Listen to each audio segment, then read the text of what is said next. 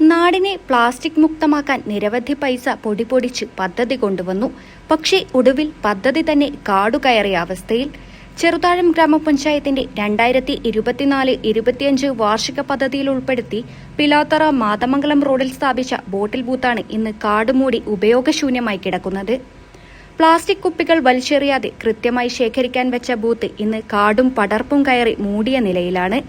Booth എവിടെയാണെന്ന് തിരഞ്ഞുപിടിക്കണമെങ്കിൽ ഇനി കാട് വെട്ടിത്തെളിക്കണമെന്ന മട്ടിലാണ് കാര്യങ്ങൾ. ഏറ്റവും രസകരവും എന്നാൽ പരിതാപകരവുമായ കാഴ്ച മറ്റൊന്നാണ്.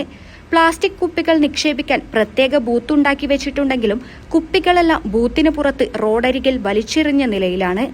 ബൂത്ത് കാടുമൂടി കിടക്കുന്നതിനാൽ ആളുകൾക്ക് ഉള്ളിലേക്ക് കുപ്പികൾ ഇടാൻ കഴിയാത്തതാണോ അതോ കൃത്യമായ ശേഖരണം നടത്താത്തതാണോ ഈ അവസ്ഥയ്ക്ക് കാരണമെന്ന് വ്യക്തമല്ല. News bureau, Pilathara.